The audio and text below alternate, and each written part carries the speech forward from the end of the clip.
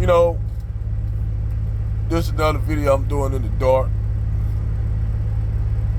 And when you consider the life forms on this planet, I was sitting up here looking at this documentary.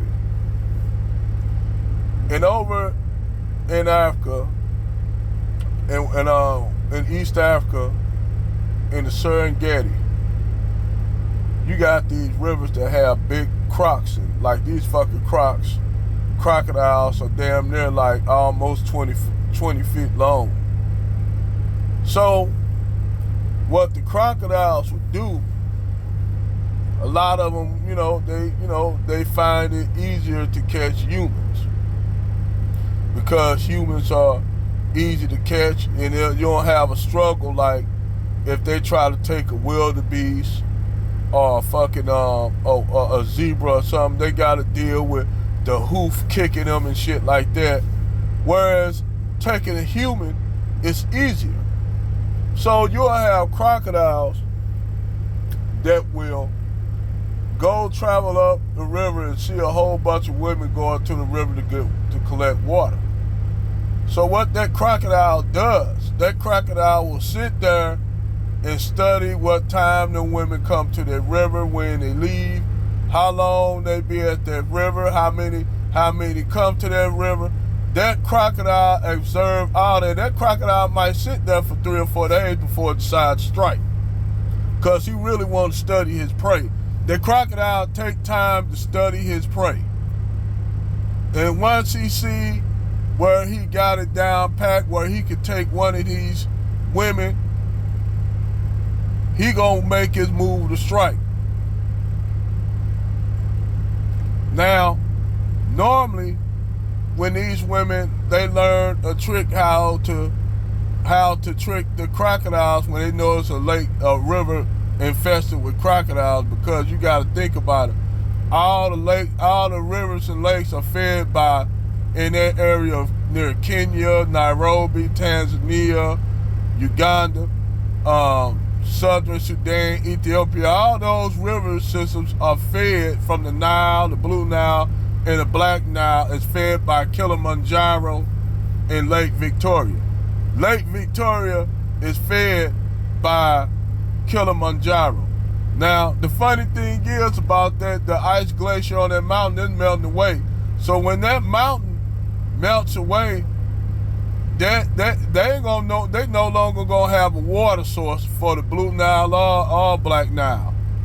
That's the problem that all the areas over there, Uganda, Tanzania, Ethiopia, Sudan, and Egypt, all of them are dealing with what happens if, due to global warming, that ice glacier is getting smaller and smaller on Kilimanjaro, and eventually that ice glacier gonna just fucking melt away. Then that's when the problem gonna start. But anyway, that's a whole nother video talking about that situation that's gonna be really catastrophic for that area once that glacier goes. That's why global warming is a problem. But the thing is, everyone thinks that global warming is due to all the vehicles, carbon emissions into the atmosphere. And so here, all the pretty much, you have the ecologicals and the ecological people and the global warming people. They're all talking about it's more carbon dioxide in the atmosphere than it ever been. Wrong. Goddamn wrong. And I'm gonna tell you why they're wrong. They come to find out that the Permian period and Earth had more carbon dioxide than was reported in history. They went back and took core samples out the fucking ground. They take the core samples out the ground, go back a few thousand years. They found out that the carbon dioxide levels were not as high as the Permian period. And the reason why you had a lot of carbon monoxide emissions into the ground, it wasn't into the air. It wasn't because automobiles and shit. No, you had, Earth was way more volcanic back then. So I'm gonna show you something else what y'all ain't paying attention to. Earth's magnetic core is slowing down. Now the reason why we got gravity is because we got a magnetic core. Earth's core is magnetic. What fuels volcano eruptions and all that shit is due to Earth's core still being fused. Basically, Earth's core is a mini sun. It's a mini sun. It's a mini star inside our planet that creates all the earthquakes, that create the plate tectonics, that creates all the volcanic eruptions. And this is what keeps the continents moving around the planet, because eventually, in another 5 million years, North America is going to crash back into Africa. North America is moving towards North America, South America are moving towards one another.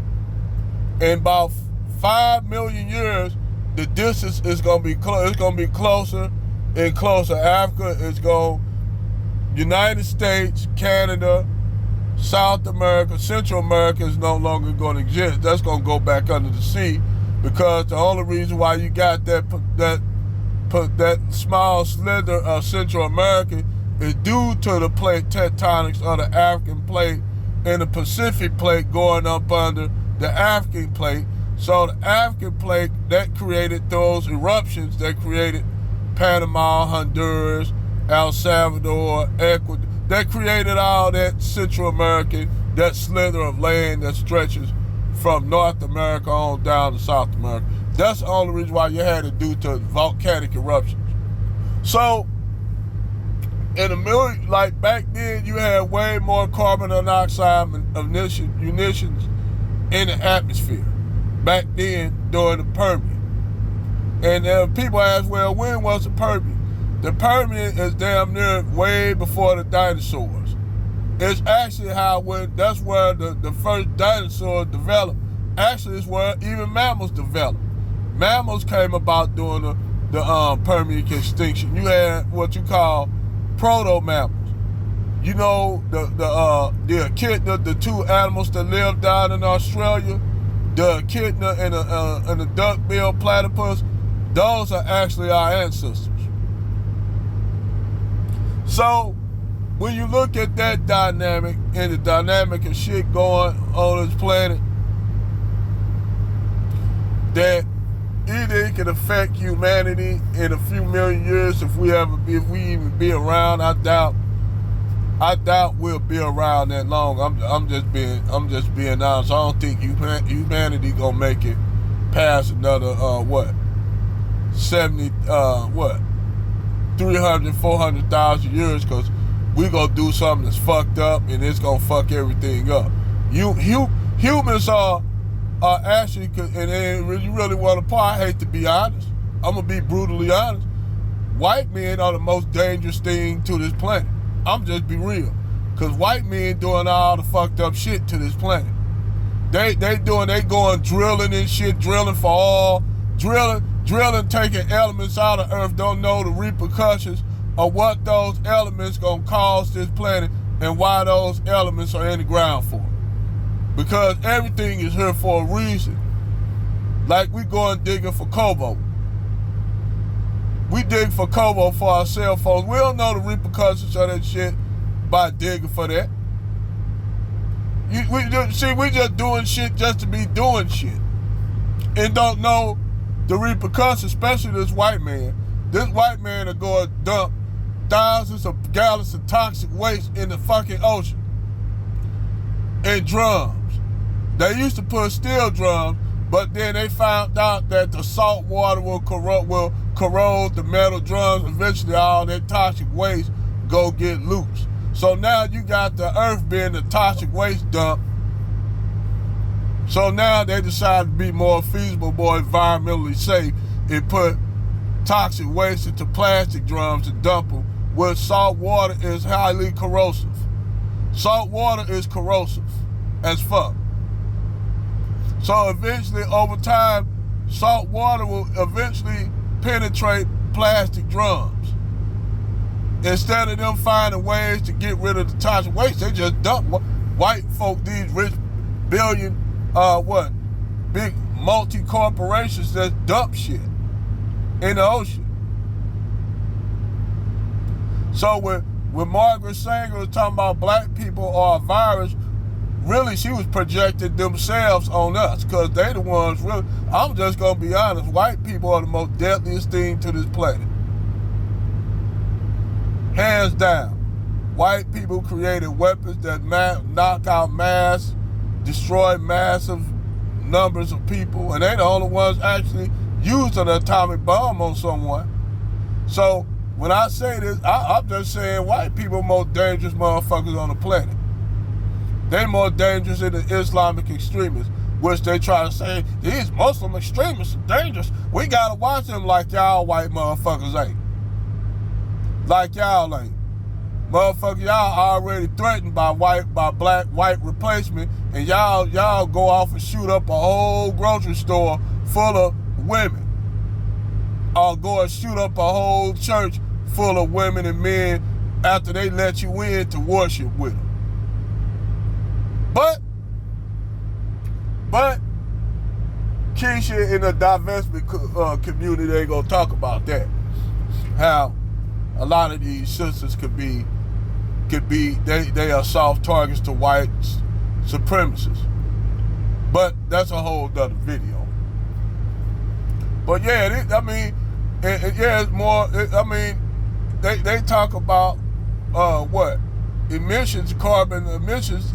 It haven't been no real carbon emissions that high since the Permian. And the shit that's going on been happening for hundreds of millions of years. This shit ain't new, girl. The Earth's climate change just like the continents change. Certain species of animals gonna go extinct. Some gonna rise to the occasion and thrive.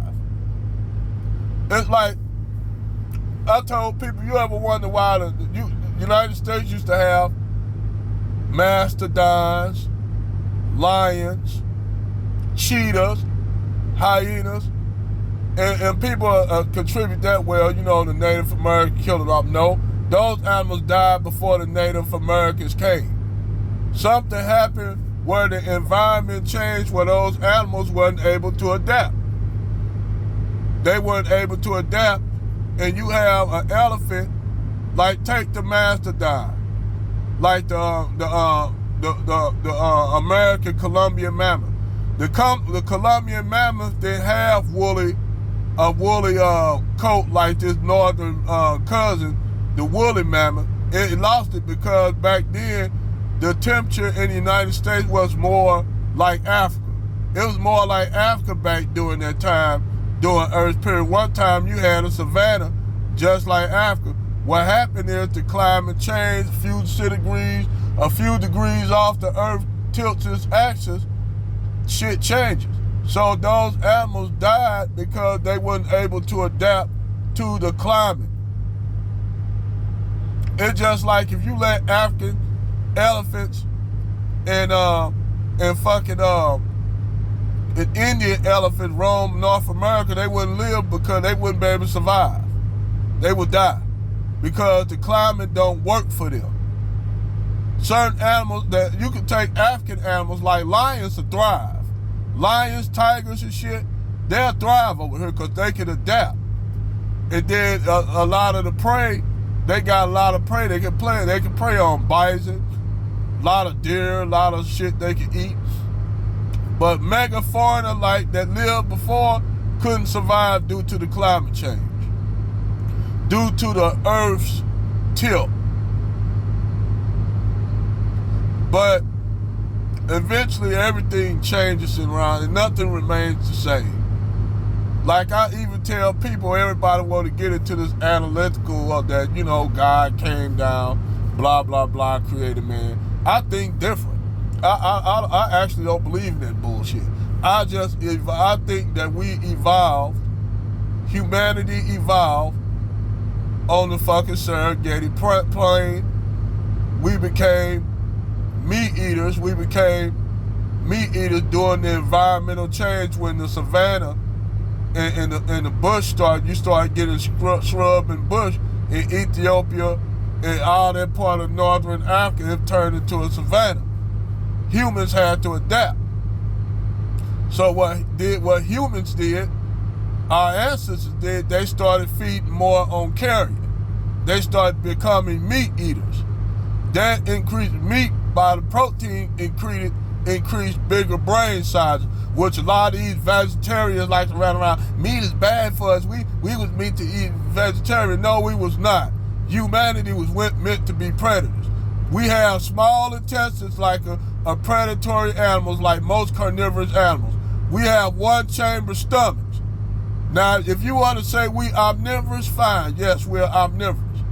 But the reason why humanity developed as quick as we did, because humanity started eating meat, which created brain power, which created the protein, which gave you the big brain. I said, for instance, I'll ask all these fucking vegetarians, take cows, take sheep, take any animal that feed on grass. Don't you notice they're a lot slower than animals that eat meat? Because they are herding animals. Where your predators, they think, like lions, dogs, like lions, wolves, hyenas. They have bigger brains because they had to develop bigger brains to be able to be able to outthink and catch their prey. Same thing with humans. So I just thought, and this is another thing for you all. Y'all don't really know shit about hyenas. I hate when people use analogies of hyenas because they get that shit off. No offense to my sister Crimson Cure, I love you. But you all really don't know biology. Y'all get y'all biology off looking at The Lion King. Y'all get y'all shit off The Lion King. Because I'm going to break something down to you. Newsflash. A lot of the kills, lions steal a lot of the hyena kills. Actually, the hyena kill rate when it comes to catching prey is way higher than lions. Lions normally go and steal the hyena prey. It's the other way around. For all you people that don't know about the animal world, hyenas are actually way more efficient in hunting prey than lions. Lions actually go steal a lot of the hyenas' prey. Lions kill hyenas because hyenas they are fucking up. They're competition. Lions kill leopards. Lions kill cheetahs. Lions kill Cape hunted dogs. Lions kill jackals. Lions kill any animal that's in that area that's going to compete with them with prey. Hyenas normally go after lions and kill a lion and feel a lone lion because it's competition. But yes, hyenas are way more efficient predators than lions. Just thought I'd break that down to you all. You all want to bring up this lion, hyena. Maybe you all should stop going with that. If you all want to put black women in a realm or some shit, the belligerent black women, hell, use the honey badger. Goddamn honey badger is damn near,